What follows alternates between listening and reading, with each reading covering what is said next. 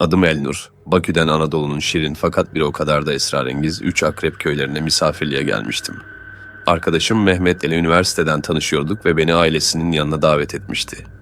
Yolculuk uzun ve yorucuydu ama varır varmaz havadaki tuhaflık hissediliyordu. Köyde bir sessizlik hakimdi, gece çöktükçe daha da belirginleşiyordu. Mehmet'in ailesi beni samimi ama bir o kadar da mesafeli bir şekilde karşılamıştı. Evin içi loştu. Duvardaki tablolar sanki beni izliyormuş gibi geliyordu. Eski ahşap mobilyalar ve kütükten yapılmış duvarlar eve sıcak ama aynı zamanda kasvetli bir hava katıyordu. Yemekte fazla konuşulmadı, Mehmet'in ailesi yalnızca sorularımı kısa ve öz yanıtladı. Sofrada tarhana çorbası, tandır ekmeği ve köy peyniri vardı ama lokmalar boğazımdan zor geçiyordu. Beni rahatsız eden bir şey vardı ama adını koyamıyordum. Yatma vakti geldiğinde Mehmet bana "Gece uyanırsan pencereye bakma" dedi. Ses tonu ciddiydi, şaka yapmıyordu. Sözleri içimde bir huzursuzluk yarattı. Odaya çekildiğimde yatağa oturup biraz etrafı inceledim. Oda eski ama temizdi. Ahşap karyola gıcırdıyordu. Pencerenin önündeki perdeler rüzgarın etkisiyle hafifçe dalgalanıyordu. Mehmet'in sözleri aklımdan çıkmıyordu ama yorgunluk ağır basınca kendimi uykuya teslim ettim.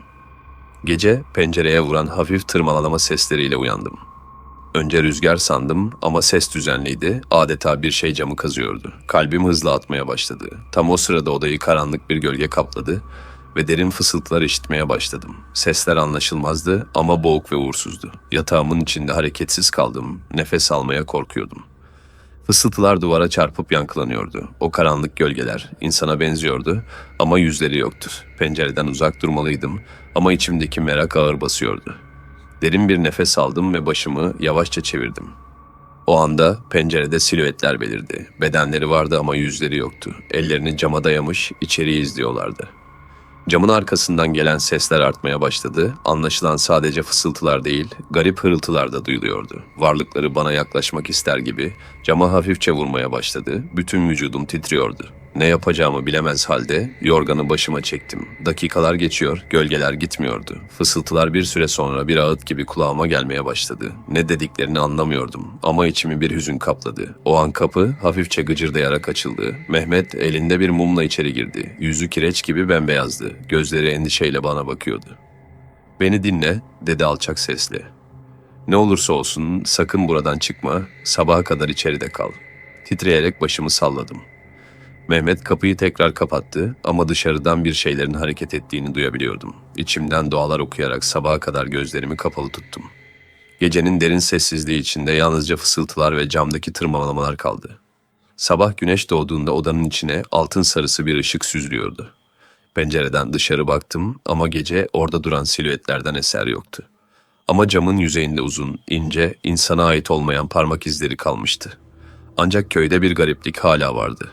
Sabah kahvaltısında Mehmet'in ailesi yine sessizdi, gözleri şişmiş, yorgun ve endişeliydiler. Mehmet'in annesi bana bir tabak bal kaymak uzatırken eli titriyordu. Babası gözlerini pencereden ayırmadan çayını içiyordu. Konuşmak istedim ama içimdeki huzursuzluk buna izin vermedi. Kahvaltıdan sonra Mehmet beni köyün dışına çıkardı. "Burada bazı şeyleri sorgulamaman gerek," dedi. "Bunu senin iyiliğin için söylüyorum." Köyün hemen dışında terk edilmiş gibi görünen eski bir taş bina vardı. Kapıları zincirlenmiş, duvarları yosunla kaplanmıştı. Ama o binadan yayılan soğukluk içimi titretti. "Burada ne var?" diye sordum. Mehmet cevap vermedi, sadece hızla köye dönmemiz gerektiğini söyledi. Gün boyu köyde dolaşırken insanların tedirgin bakışları dikkatimi çekti. Kimse benimle konuşmak istemiyordu. Yaşlı bir adam gölgede oturuyordu, gözleri kısık, dudakları titriyordu. Yanına yaklaştığımda fısıltıyla "Onları gördün mü?" diye sordu. Yüreğim ağzıma geldi. Yaşlı adamın sözleriyle içimdeki korku iyice arttı. Gördüğüm şeylerin gerçek olup olmadığını sorgulamaya başladım. Akşam çökerken evin önünde duran Mehmet bana "Bu gece ne olursa olsun uyanma," dedi. O ana kadar gördüğüm her şeyin gerçek olduğuna inanmamak için kendimi zorlasam da içimde derin bir korku büyüyordu. Ve gece tekrar çöktü.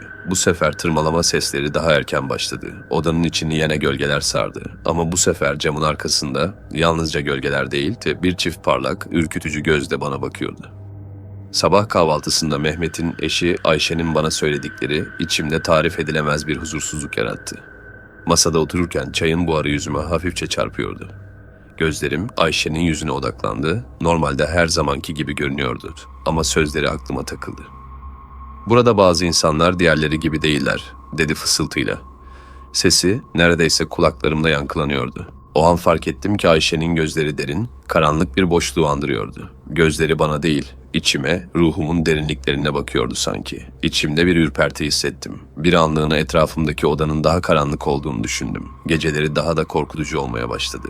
Odada tek başıma oturduğumda içimde bir huzursuzluk hissediyordum. Sanki odanın içinde yalnız değildim. Karanlığın derinliklerinden bana bakan gözler vardı. Gölgeler duvarlarda hareket ediyordu. Rüzgar olmamasına rağmen pencerem hafifçe tıklıyordu.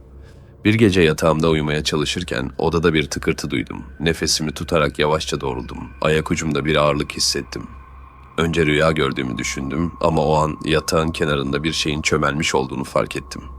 Karanlık bedenine yapışmıştı sanki, ancak gözleri alev gibi parlıyordu. Göz göze geldiğimiz an dudaklarından çıkan boğuk sesle içimde bir çığlık yükseldi. "Bizden kaçamazsın, artık sen de bizdensin." Bir anda odanın içi uğultularla doldu. Duvarlar sanki etrafımda kapanıyor, nefesimi kesiyordu. Yatak çarşaflarım hareket etti, altımdan bir şeyler sürünerek çıkıyordu. Soğuk kemikli eller bileklerime dolandı, boğazımda bir baskı hissettim, kıpırdayamıyordum.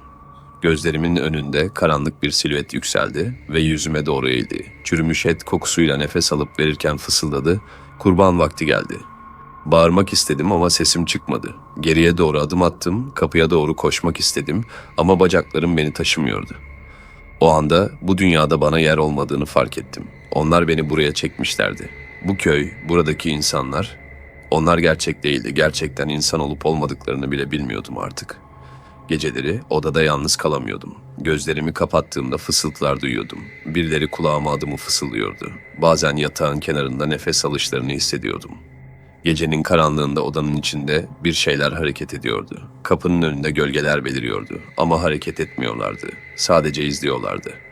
Günlerdir süren bu korku zihnimi kemiriyor, uykularımı haram ediyordu. Bir gece dayanamadım ve kaçmaya karar verdim. Ama köy bir labirent gibiydi. Gittiğim her yol başladığım yere çıkıyordu. Nereye koşarsam koşayım karşıma aynı evler, aynı sokaklar çıkıyordu. Köyden çıkış yoktu. Sanki bu yer beni bırakmak istemiyordu. Ayaklarım beni her seferinde başladığım noktaya getiriyordu. Gökyüzünde ne ay vardı ne yıldız. Yalnızca dipsiz bir karanlık. Sonunda köyün dışına çıkmayı başardığımda yolun sonunda beni bekleyen Mehmet ve ailesini gördüm. Ama artık onlar insan gibi görünmüyorlardı. Gözleri boşluk kadar karanlık ve yüzleri kaskatıydı. Üzerime doğru yürümeye başladılar. Kaçacak hiçbir yerim yoktu. İşte o an kaderime razı olmam gerektiğini anladım. Cinlere sunulacak kurban bendim. Köy benimle birlikteydi. Direnmek faydasızdı. Son gördüğüm şey üzerime çöken karanlık ve fısıltıların sonsuz yankısıydı. Gözlerimi açtığımda kubbenin altındaki işlemeler ilk fark ettiğim şey oldu. Sıcak bir el alnıma dokundu. "Evlat, iyi misin?" diye sordu yaşlı bir adam. Üzerinde beyaz cübbesi, sakalıyla bir cami imamıydı. Sesinde bir huzur vardı. Başımdaki ağırlık azalırken zor da olsa konuşabildim. "Ben neredeyim?" "Allah'ın evindesin oğlum. Seni sabaha karşı caminin önünde baygın halde buldum. Korkunç bir haldeydin. Birileri sana büyük bir kötülük etmiş. Ama merak etme, Allah'ın izniyle seni koruyacağız." Gözlerimi ovuşturdum. Cami içindeki kandillerin loş ışığı içime huzur veriyordu ama içimdeki korku hala gitmemişti. Bana yapılan büyünün etkisi hala ruhumu esir alıyordu. İmam bana su getirdi.